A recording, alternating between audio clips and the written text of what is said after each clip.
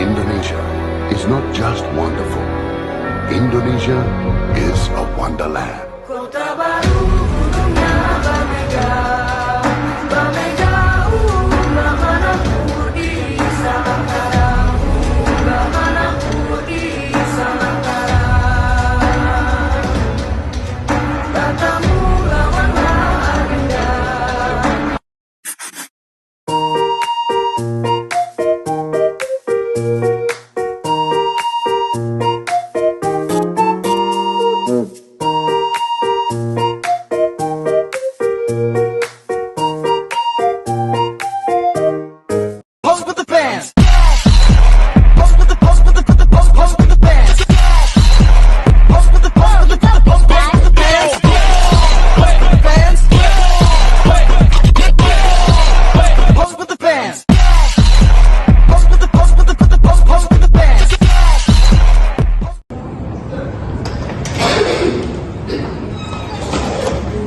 Guys, kalian familiar gak sih dengan materi wawasan Nusantara? Apa kalian tahu wawasan Nusantara itu apa? Yuk kita tanyakan aja.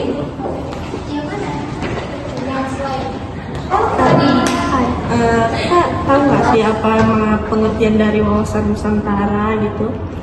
Menurut saya pribadi, wawasan Nusantara itu seperti pandangan diri kita sendiri terhadap negara gitu. Terus pandangan bangsa Indonesia terhadap lingkungan tempat tinggal kita, seperti tempat lingkungan kita itu punya ciri khas. Kalau Batam itu kan ciri khasnya itu seperti Batam itu kota industri. Terus kalau Yogyakarta itu kotanya itu ciri khasnya kota pendidikan. Seperti itu sih menurut saya. Nah, makasih ya Kak udah ngasih tahu pengertian tentang wawasan Nusantara. Oke, sama-sama. Kita lanjut ke kata selanjutnya yuk. Halo Kak.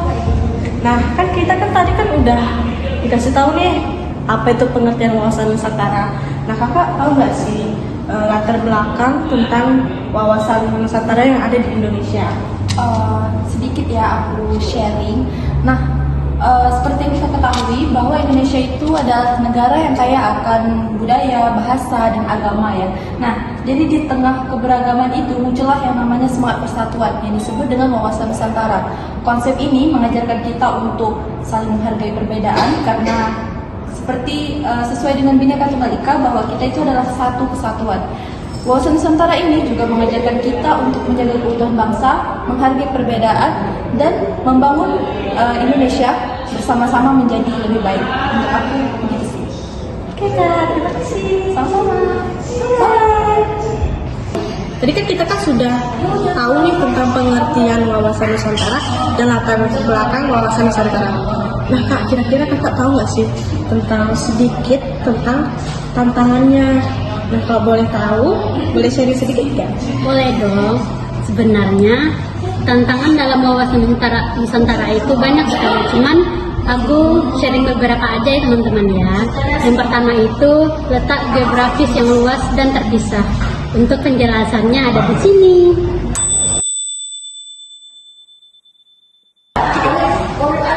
Untuk yang kedua, keberagaman budaya, agama, dan bahasa. Untuk penjelasannya ada di sini ya.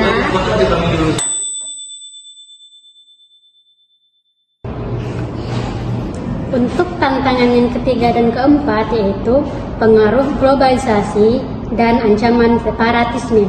Ini penjelasannya.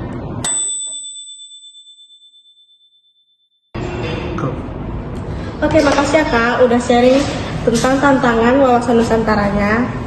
Ya, sama-sama semuanya. Bye-bye. Nah Kak, tadi kan kita sudah tahu nih tentang pengertian, latar belakang, dan tantangannya.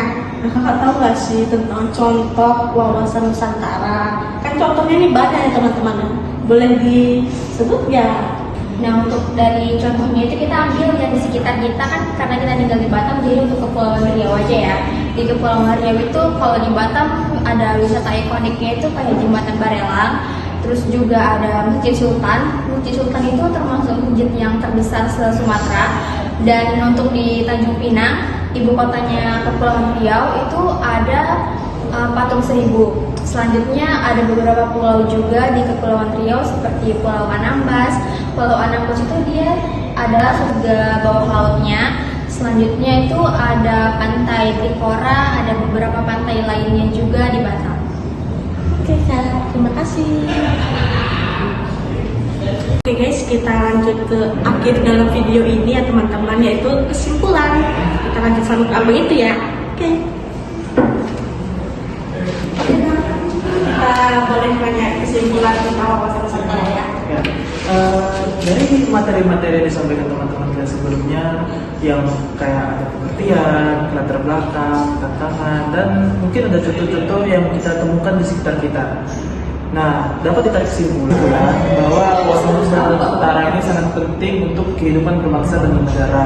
Mengingat tujuannya untuk menjaga keutuhan bangsa dan negara itu sendiri, sehingga dapat membuat negara itu lebih baik ke depannya. Oke, terima kasih. Nah guys, sekian penjelasan yang bisa kami sharing tentang pengertian, latar belakang, tantangan, dan contohnya ya teman-teman. Tadi ada di akhir juga tentang kesimpulannya teman-teman. Baik, dadah! Wawasan Nusantara. Indonesia adalah negara kepulauan terbesar di dunia. Ada lebih dari 17.000 pulau yang tersebar dari Sabang di ujung barat Sumatera hingga Merauke di ujung timur Papua.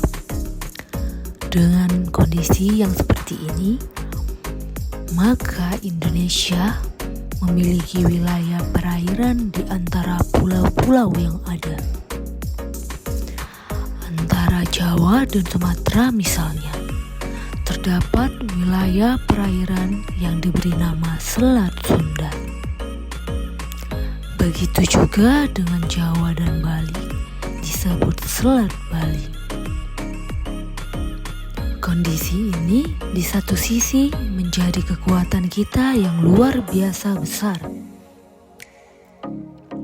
Indonesia kaya akan sumber alam, baik dari darat maupun dari laut. Karena wilayah perairan ini sumber daya hasil laut kita melimpah ruah.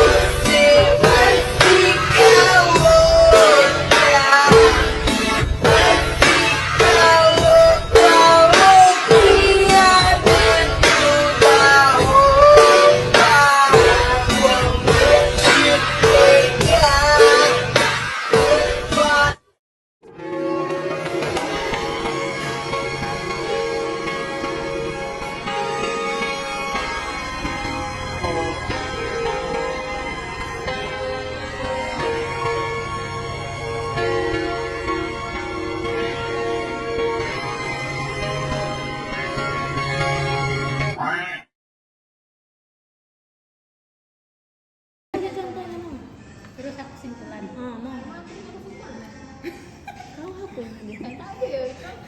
Ya nggak apa sih. Kesimpulan. Ini kesimpulan. Oh ya gitu ya. Kesimpulannya ada. Ini. Tapi harus.